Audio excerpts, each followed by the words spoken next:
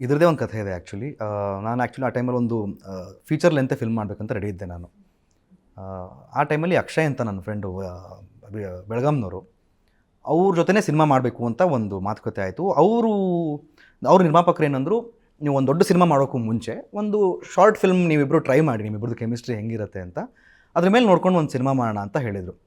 ಆ ಟೈಮಲ್ಲಿ ನಂಗೆ ಇಂಟ್ರೆಸ್ಟ್ ಇರಲಿಲ್ಲ ಶಾರ್ಟ್ ಫಿಲ್ಮ್ ಮಾಡೋದಕ್ಕೆ. ನಾನು ಫೀಚರ್ ಫಿಲ್ಮ್ಗೆ ರೆಡಿ ಆಗಿದ್ದೀನಿ, ನಾನು ಯಾಕೆ ಶಾರ್ಟ್ ಫಿಲ್ಮ್ ಮಾಡಬೇಕು ಅಂತೆಲ್ಲ ನಾನು ತುಂಬ ನಾನೇ ಪ್ರಶ್ನೆ ಹಾಕ್ಕೊಂಡೆ. ಬಟ್ ಮತ್ತು ನಾನೇ ಇನ್ನೊಂದು ಪ್ರಶ್ನೆ ಹಾಕ್ಕೊಂಡೆ, ಈಗ ನಾನು ಫೀಚರ್ ಫಿಲ್ಮ್ ಮಾಡೋದಕ್ಕೆ ರೆಡಿ ಇದ್ದವನು, ನಾನೀಗ ಒಂದು ಶಾರ್ಟ್ ಫಿಲ್ಮ್ ಮಾಡಿದ್ರೆ ಯಾವ ಲೆವೆಲಿಗೆ ನಾನು ಮಾಡಬಹುದು ಅಂತ ಐ ಚಾಲೆಂಜ್ ಮೈ ಸೆಲ್ಫ್. ಆ ಟೈಮಲ್ಲಿ ಅಕ್ಷಯ್ ಅವ್ರಿಗೆ ಭಗತ್ ಸಿಂಗ್ ಮೇಲೇ ಮಾಡಬೇಕು ಅಂತ ತುಂಬ ಇತ್ತು, ನನಗೆ ಇಂಡಿಯನ್ ಆರ್ಮಿ ಮೇಲೆ ಏನಾದ್ರು ಮಾಡಬೇಕು ಅಂತಿತ್ತು. ಸೊ ನಾನು ಕೊನೆಗೆ ಅದು ಕಥೆ ಡೆವಲಪ್ ಮಾಡ್ತಾ ಫಸ್ಟ್ ಒಂದು ಕಥೆ ಮಾಡ್ಕೊಂಡ್ವಿ. ಬಟ್ ಆ ಟೈಮಲ್ಲೇ ಒಂದು ಐ ಥಿಂಕ್ ಝೀಯಲ್ಲಿ ಬರೋ ಒಂದು ದೊಡ್ಡ ಮಕ್ಕಳ ಪ್ರೋಗ್ರಾಮಲ್ಲಿ ಆ ಸೇಮ್ ಡ್ರಾಮಾನ ಅಲ್ಲಿ ಎನೆಕ್ಟ್ ಮಾಡಿದ್ರು ಮಕ್ಕಳ ಕಡೆ. ಪ್ರೀ ಪ್ರೊಡಕ್ಷನ್ ಶುರು ಮಾಡ್ಕೊಂಡಿದ್ದೀವಿ, ಅದು ನಾವು ಅಲ್ಲಿ ನೋಡಿದ್ವಿ, ನಾವು ಎಲ್ಲರೂ ಡಿಸಪಾಯಿಂಟ್ ಆದ್ವಿ.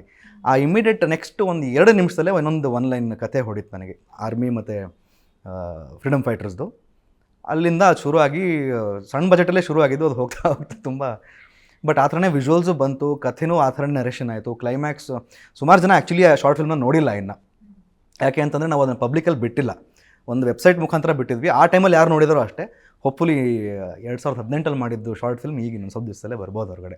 ಈಗ 10ನೇ ಕ್ಲಾಸ್ ಅಂದರೆ ನಾವು ಈಗ ಫೇಲ್ ಆಗಬೇಕಾಗಿದ್ದು ಹುಡುಗ, ಒಂದು ವೇಳೆ ಅಬವ್ ಆವ್ರೇಜ್ ಮಾರ್ಕ್ಸ್ ಬಂದುಬಿಟ್ರೆ ಎಷ್ಟು ಖುಷಿ ವಾತಾವರಣ ಇರುತ್ತೆ ನೋಡಿ ಮನೆಯಲ್ಲಿ, ಆ ಥರ ಇತ್ತು. ಆ ಟೈಮಲ್ಲಿ ಯಾರೋ ಒಬ್ಬರು ಹೇಳಿದ್ರು, ಒಂದು ಒಳ್ಳೆ ಶಾರ್ಟ್ ಫಿಲ್ಮ್ ಮಾಡಿದೆ, ಸಬ್ಮಿಟ್ ಮಾಡಿ ಎಲ್ಲ ಕಡೆ ಅಂತ ಹೇಳಿದಾಗ ನಾವು ತುಂಬ ರ್ಯಾಂಡಮಾಗಿ ಸಬ್ಮಿಟ್ ಮಾಡಿದ್ದು.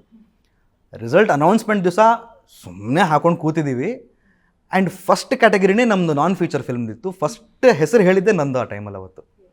ಆ್ಯಂಡ್ ಇನ್ನೊಂದು ಹೇಳಿದ್ರು ಅವರು, ಏನೋ ಸ್ಪೆಷಲ್ ಮೆನ್ಷನ್ ಅಂತಂದರೆ ತುಂಬ ಸ್ಪೆಷಲ್ ಆಗಿರೋ ಅವಾರ್ಡ್ಗಳು ಅಂತ ಏನೋ ಈ ಥರ ಒಂದು ಸ್ಟೇಟ್ಮೆಂಟ್ ಹೇಳಿ ಅವಾರ್ಡ್ ಕೊಟ್ಟರು. ಅಯ್ಯೋ, ಜೀವನದಲ್ಲಿ ಏನೋ ಸಾಧಿಸ್ಬಿಟ್ಟೇನೋ ಫೀಲಿಂಗ್ ಬಂದುಬಿಡ್ತಾ ಅವತ್ತು.